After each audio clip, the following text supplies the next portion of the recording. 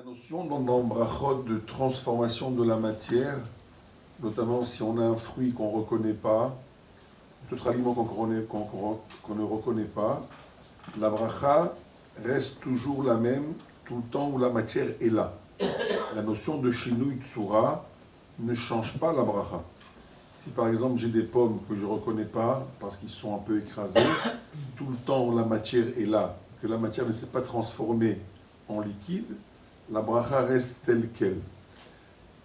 Maintenant, si j'ai une purée de pommes de terre, même si la pomme de terre à l'état premier n'est plus là, mais comme on sait pertinemment que c'est de la purée, c'est de la pomme de terre, je ferai toujours Adama sur cette purée. Par exemple, il y a les maïs qui deviennent pop-corn. Donc dans ce cas-là, même si le maïs et le pop-corn, ça a une forme complètement différente, mais comme on sait pertinemment que le pop-corn, c'est uniquement le maïs qui devient comme ça, c'est aussi une raison pour ne pas changer la bracha. La bracha peut changer quand ça devient liquide. Si j'ai une confiture ou j'ai un pot de fruits pour bébé qui est devenu de la liquide, c'est plus solide.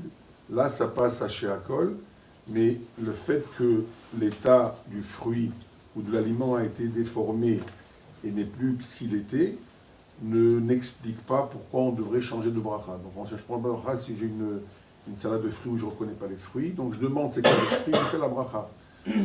La bracha peut changer si j'ai un mélange de fruits en petits morceaux. Si j'ai une majorité de pommes par rapport à de la banane qui est Adama, là, même si je reconnais la banane, mais comme les pommes sont en majorité et que la banane est en minorité, là, la bracha peut changer. Mais elle change de Adama à Etz.